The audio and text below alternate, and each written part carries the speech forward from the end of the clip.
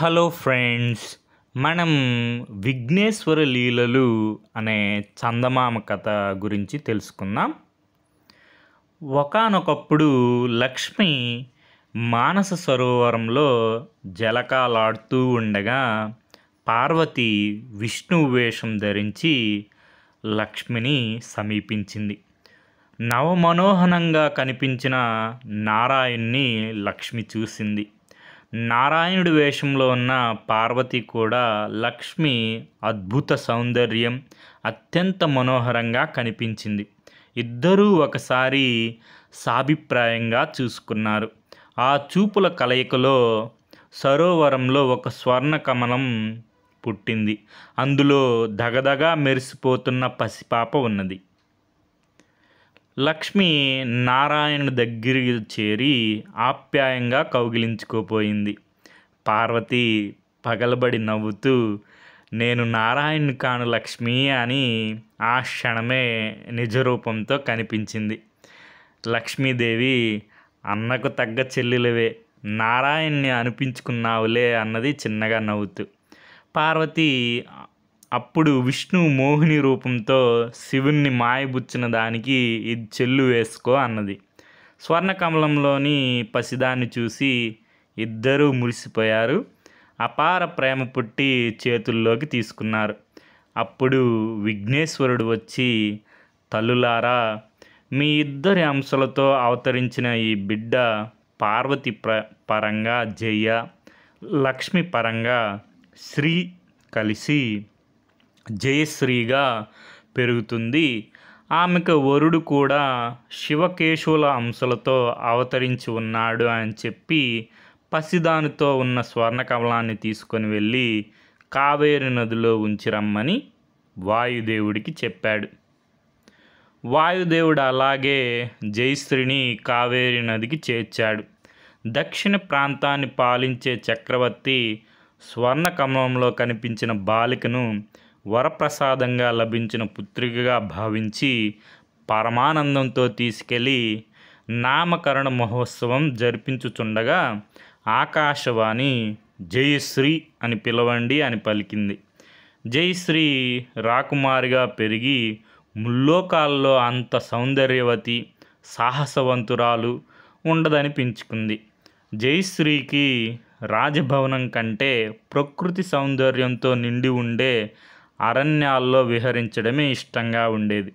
ఎల్లప్పుడూ విల్లమ్ములు ధరించి అరణ్య మధ్యానికి వెళ్ళి వనమృగాలను అదుపులో ఉంచుతూ తిరుగుతుండేది. హరిహరాంశలతో అవతరించిన స్వామి కైలాసం వెళ్ళి విఘ్నేశ్వరుని, కుమారస్వామిని కలుసుకోవాలని ఎన్నాళ్ళగానో అనుకుంటున్నాడు. ఒకనాడు అలాగే బయలుదేరి కైలాసం వెళ్ళాడు స్వామి. విఘ్నేశ్వరుడు, కుమారస్వామి ఆనందంగా ముచ్చలాడుతూ మానస సరోవరంలో జలవిహారం చేస్తుండగా విఘ్నేశ్వరుడు ఈ మానస సరోవరంలోనే లక్ష్మీ పార్వతుల అద్భుత తేజస్సుతో స్వామికి కాబోయే దేవేరి ఉదయించింది అని ఊరుకున్నాడు. స్వామికి కుతూహలం కలిగిన అణుచుకొని మరికొంతకాలం అక్కడే గడిపి వెళ్ళబోతున్నాడు. విఘ్నేశ్వరుడు, స్వామి, మాకంటే పెద్దవాడవైన నీవు బ్రహ్మచారిగా ఉండడం బాగాలేదు. సత్వరంగా నీకు కళ్యాణం తప్పదు అన్నాడు. కుమారస్వామి, విఘ్నేశ్వరుడు స్వామికి ఘనంగా వీడ్కోలు ఇచ్చారు. స్వామి నిజ నివాసానికి చేరుకున్నాడు.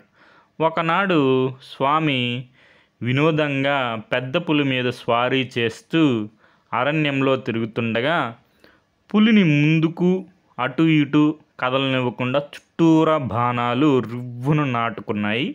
స్వామి బాణాలు వచ్చిన దిశగా కోపంగా చూశాడు. ఆయన కోపం పటాపంచలైంది. విల్లమ్ములను టీవీగా నిల్చొని చిరునవ్వు విసిరిన జయశ్రీ కనిపించి స్వామి గుండెలో బాణంలాగా గుచ్చుకుంది. స్వామి అంతర్ధానమయ్యాడు. జయశ్రీకి స్వామి గురించి విఘ్నేశ్వరుడు కలలో కనిపించి ఇదివరకే చెప్పి ఉన్నాడు. అతని కోసమే వెతుకుతూ అరణ్యాల్లో తిరుగుతున్నది. నారదుడి ఆదేశంతో చక్రవర్తి జయశ్రీకి స్వయంవరం ఏర్పాటు చేశాడు.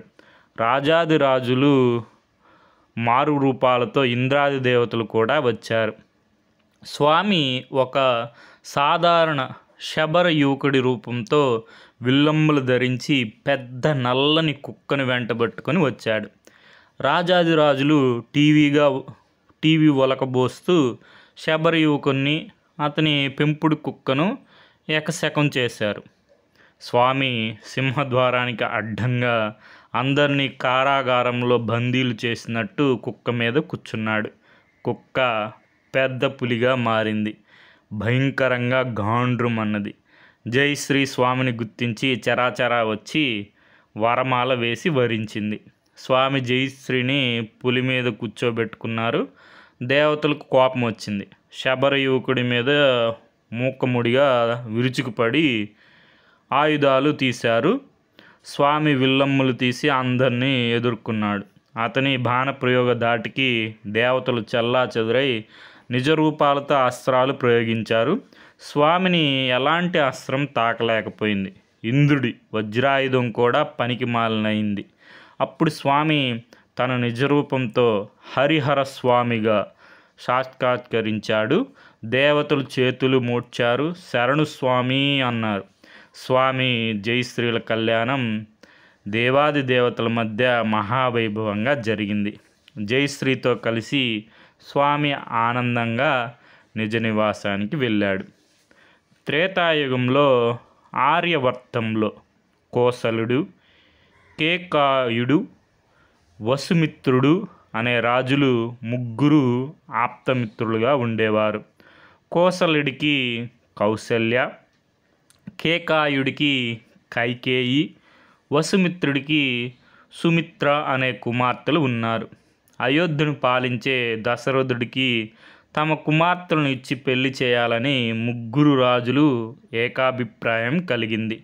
దశరథుడు వారిని వివాహమాడడానికి అంగీకరించాడు. ముగ్గురు రాజులు జైమిని మహర్షి చేత వివాహానికి తగిన లగ్నం పెట్టించారు. జైమిని మహర్షి ముహూర్తం నిర్ణయించి, నేను పెట్టిన ముహూర్త బలం ఎటువంటిదంటే విఘ్నేశ్వరుడు సాక్షిగా ఈ ముగ్గురి వివాహం దశరథుడితో జరుగుతుంది. అయితే వివాహం జరిగే ముందు రాకుమార్తెలకు ఒక రాక్షస గండం కనిపిస్తుంది కనుక వధువులు ముగ్గురిని చాలా జాగ్రత్తగా ఉంచాలని చెప్పాడు. ముగ్గురు కన్యలను రాజులు ఒక పెద్ద పెట్టెలో భద్రంగా దాచారు. ఆ సమయంలో లోక సంచారం చేస్తూ లంకకు చేరిన నారదుడు రావణాసుడితో, లంకేశ్వర, అతి త్వరలోనే దశరథుడికి ముగ్గురు రాజకుమార్తెలతో వివాహం కాబోతుంది. దశరథి కుమారుడు నిన్ను హతమారుస్తాడు అని చెప్పాడు. రావణుడు రాకుమార్తెలను ఎత్తుకురమ్మని మహోదరుడు అనే గొప్ప రాక్షసుని పంపాడు. మహోదరుడు కన్యలను పెట్టెలో భద్రపరిచి కనిపెట్టి ఆ పెట్టెని మింగేశాడు. మహోదరుడు ఆకాశ మార్గంగా సముద్రం మీదుగా లంకకు వెళ్తుండగా కడుపు నొప్పి వచ్చి పెట్టెను కక్కేశాడు. సముద్రంలో పెట్టె కెరటాల మీద మెల్లగా కొట్టుకుంటూ పోతుంది. దశరథుడు సముద్రం మీద దూర తీరాలకు వెళ్ళి పెద్ద నౌకలో తిరిగి వస్తున్నాడు. ప్రయాణం ఆలస్యమైంది. అనుకున్న నాటికి చేరుకోలేకపోతున్నందుకు విచారిస్తూ దశరథుడు సముద్రాన్ని చూస్తుండగా నౌక వైపే కొట్టుకొని వస్తున్న పెద్ద పెట్టె కనిపించింది. పెట్టె నౌకను ఢీకొని పైకప్పు ఊడిపోయింది. అందులో రాకుమార్తెలు కనిపించారు. తాళ్ళ నిచ్చెనలతో వాళ్ళను నౌక మీదకి రప్పించాక ఆ ముగ్గురు తాను వివాహం చేసుకోనున్న పెండ్లి కుమార్తెలేనని దశరథుడు తెలుసుకున్నాడు. సరిగ్గా అదే సమయానికి జైమిని మహర్షి ముహూర్తం పెట్టాడు. అప్పుడే అక్కడే విఘ్నేశ్వరుడు ప్రత్యక్షమై ముగ్గురు రాకుమార్తెలతో దశరథుడికి వివాహం జరిపించి అంతర్ధానమయ్యాడు. ముగ్గురు వధులతో దశరథుడు ఆనందంగా స్వదేశం చేరుకున్నాడు. చిరకాలానికి దశరథుడికి 4 కుమారులు పుట్టారు. పెద్దవాడైన రాముడు కైకేయి కారణంగా సీతతో లక్ష్మణుడితో అరణ్యవాసం వెళ్ళాడు. రావణుడు సీతను ఎత్తుకుపోయి లంకలో పెట్టాడు. రాముడు, హనుమంతుడు, సుగ్రీవుడు మొదలైన వానరుల సహకారంతో లంకను ముట్టడించి రావణ సంహారం చేశాడు. ఆ తరువాత సీతతో పుష్పక విమానంలో బయలుదేరి వారధ కట్టడం ప్రారంభించిన సముద్ర తీరంలో ఆగి అక్కడ శివపూజ జరిపి అయోధ్యకు వెళ్ళాలనుకున్నాడు. శివలింగ ప్రతిష్టకు తగిన లింగాన్ని తీసుకురమ్మని హనుమంతుణ్ణి కైలాసానికి పంపాడు. హనుమంతుడి మనోవేగంతో కైలాసం చేరుకొని అక్కడ ఉన్న శివలింగాల్లో పెద్ద లింగాన్ని చూసి 2 చేతులతో ఎత్తబోయాడు. లింగం కొంచెమైనా కదలలేదు. దానికంటే చిన్న లింగాన్ని తీయబోయాడు. అది కదలలేదు.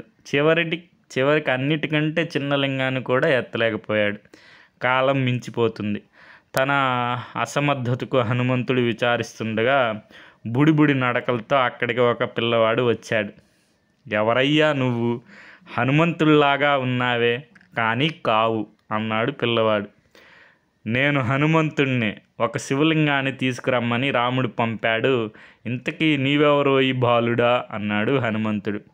ఇక్కడ లింగాల్ని ఎవరూ ఎత్తుకుపోకుండా నన్ను కాపలా ఉంచారు కానీ నీవు హనుమంతుడు అని చెప్తున్నావు. హనుమంతుడు శివుడి అవతారమే అని పంచముఖ ఆంజనేయుడని విన్నాను. నీ పంచముఖాలు ఏవి అన్నాడు పిల్లవాడు అమాయకంగా. అప్పుడు హనుమంతుడు గరుడ, వరాహ, సింహ, అశ్వముఖాలను కలుపుకొని పంచముఖ ఆంజనేయుడై ఉన్నతంగా పెరిగి పిల్లవాడితో నవ్వుతూ, విఘ్నేశ్వర, నా వంతు అయింది. పంచముఖ విఘ్నేశ్వర రూపంతో కనిపించడం నీ వంతు అన్నాడు. అప్పుడు బాలుడు రూపంలో ఉన్న విఘ్నేశ్వరుడు 5 తలలతో సమాన ఎత్తున పెరిగి విశ్వరూపంతో కనిపించాడు. హనుమంతుడు పంచముఖ విఘ్నేశ్వరుడికి నమస్కరించి, పిల్లవాడి రూపంతో వస్తున్నప్పుడే విఘ్నేశ్వరుడు అని గ్రహించాను. ఇక్కడ శివలింగాలను కదలకుండా చేసింది నీవే కదా, నీవే ఒక లింగాన్ని ప్రసాదించు అన్నాడు. విఘ్నేశ్వరుడు, హనుమా, నీ పంచముఖ రూపం చూడాలన్న కుతూహలంతో నేను ఇలా చేశాను. నీవు శివాంశతో పుట్టినవాడు, నీకు అడ్డేమిటి? అయినా అడిగావు కనుక విశేషాంశాలు గల లింగాన్ని నీకు ఇవ్వాలని ఎంచి ఉంచాను, తీసుకువెళ్ళు అని చెబుతూ హనుమంతుడు దోసిట్లో గొప్పదైన జ్యోతిర్లింగాన్ని ఉంచాడు. హనుమంతుడు మామూలు రూపంతో దోసిట్లోని లింగాన్ని పదిలింగా పట్టుకొని రివ్వున ఎగిరి వెళ్ళాడు. అప్పటికే కాలం అతిక్రమణ జరిగిందనమాట. సమయం మించిపోకుండా సీతాదేవి ఇసుకతో శివలింగాన్ని చేసింది. రాముడు జలాభిషేకం చేసి పూజకు ఉపక్రమించబోతుండగా హనుమంతుడు లింగంతో అక్కడ వాలాడు. హనుమంతుడు జరుగుతున్న చూసి తోకతో సైకత లింగాన్ని చుట్టి తీసివేయబోయాడు. కానీ ఇసుక లింగం చెక్కు చెదరలేదు. హనుమంతుడు మరింత తోక గట్టిగా బిగించి లాగితే తోక నొప్పి పుట్టిందే కానీ లింగం మాత్రం కదలలేదు. అప్పుడు రాముడు హనుమంతుడిని శాంతపరిచి, హనుమా, బుద్ధిమంతులు కూడా ఒక్కొక్కప్పుడు పొరపాటు పడుతుంటారు సుమి. అన్నీ తెలిసిన వాడివి. సైకతలింగమైనా అది శివుని ఆనవాలే కదా. ఇంతకు ఇప్పుడేం మించిపోయింది గనక నీవు తెచ్చిన లింగాన్ని సైకతలింగం దాపునే ప్రతిష్ఠించి పూజించి మరీ వెళ్తాను అని చెప్పాడు. హనుమంతుడు తాను తెచ్చిన లింగాన్ని రాముడికిచ్చి లెంపలు వేసుకొని సైకతలింగానికి మొక్కాడు. రాముడు, హనుమంతుడు తెచ్చిన లింగాన్ని ప్రతిష్ఠించి యథావిధిగా పూజాక్రమం చేతితో కలిసి జరిపిన పిమ్మట అందరితో పుష్పకం మీద అయోధ్యకి చేరి పట్టాభిషిక్తుడయ్యాడు. ఇది మనకి విఘ్నేశ్వర లీలలు అనే చందమామ కథ. మూలం చందమామ, నవంబర్ 2002 సంచిక. Okay friends, thank you for watching.